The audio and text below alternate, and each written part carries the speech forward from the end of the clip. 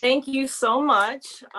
It's been amazing listening to your story and your success at Chick-fil-A. I'm from Connecticut, but then I moved to Florida back in 2015. You know what? That was amazing because Chick-fil-A was right down the street. I lived in Palm Coast, and that was my first experience with Chick-fil-A, and it was amazing. I loved the service, and just the people that worked there were so kind compared to the other restaurants I've been to. And it was really, I was like so amazed of the experience I had. And especially all the people, I just kind of like sat back and looked at all the customers, and they're so happy. And they like just were like, have you been to Chick-fil-A? I mean, everybody that I talked to in Palm Coast are like, you got to go to Chick-fil-A. But they're closed on Sunday. I'm like, oh, that's amazing. They have a day off. So, and you know what? And now I'm back in Connecticut. I'm like, where's the Chick-fil-A? It's like maybe half hour from me. Yeah. They were thinking about, I was just going to ask you a question. How do they choose a location? Because I know they were talking about putting one in Fairfield where I live. But they're having trouble with, I guess, the town, because they're like worried about traffic because, Chick-fil-A is very famous. Right. So, and they're worried that there's going to block up a lot of traffic, a lot of cars, because there's a lot of people that moved in from New York City because of the pandemic. Right. And now, around this area. Yeah.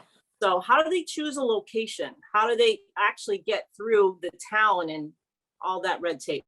So I can't speak to really what's happening today, even though I'm still involved with Chick-fil-A franchisees specifically as clients, and I do some things with Chick-fil-A Incorporated. I don't have as much insight into whatever they're doing today, but I will tell you in the past what the real estate process generally has been.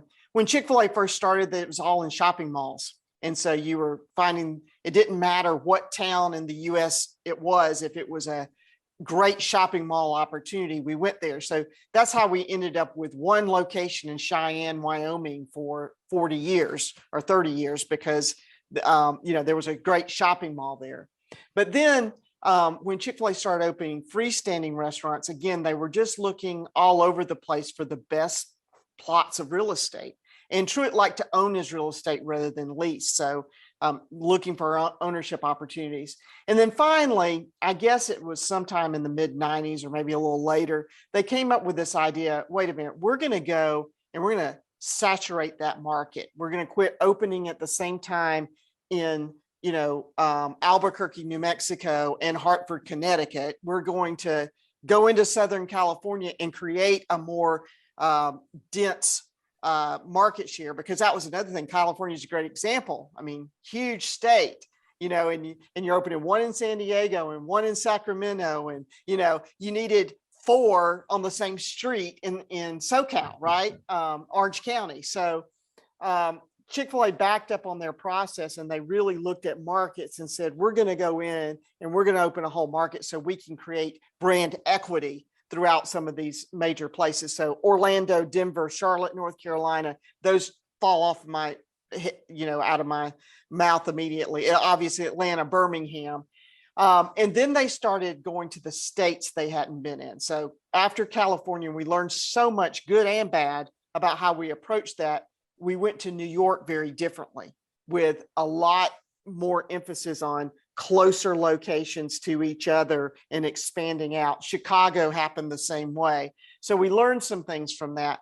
I'm not sure of real estate strategy today. You've brought up some of the obstacles. I know they have. Signage can be an obstacle because Chick-fil-A a lot of times ends up in communities that have really strict permitting. The traffic is a huge issue. Parking is an issue because they do create such high volume.